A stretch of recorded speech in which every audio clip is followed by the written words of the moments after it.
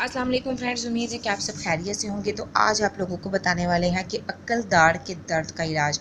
अगर आप लोगों को ये दर्द होता है तो उसको ख़त्म करने के लिए आप लोगों को बहुत ही आसान सी टिप्स बताने वाले हैं, जिसका इस्तेमाल से आप लोगों के अक्ल दाढ़ का जो दर्द है वो ख़त्म हो जाएगा। और आप जानते हैं कि इसका दर्द बहुत ज़्यादा होता है, तो इसीलिए जैसे ही आपको ये दर्द हो तो आप लोगों ने 1 गिलास पानी में 1 चाय का चम्मच कलौंजी, 1 चाय का चम्मच नमक और 1 चाय का चम्मच खाना पकाने का सोडा डालकर अच्छे तरीके से इसको उबाल लेना है और फिर इसको ठंडा करना है और इसको छान लेना है। जैसे ही ये नीम गर्म हो जाता है, इस पानी की कुल्लियाँ करनी है।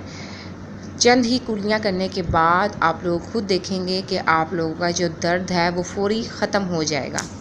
आप लोगों का दर्द फ़ौरी तौर पर मुकम्मल तौर पर ख़त्म हो जाएगा। और ये बहुत आसान सी छोटी सी टिप्स है, इसको लाजमी ट्राई कीजिएगा। इंशाल्लाह ताला आपको फ़ायदा होगा और दूसरों तक लाजमी शेयर कीजिएगा। Thank you for watching my video.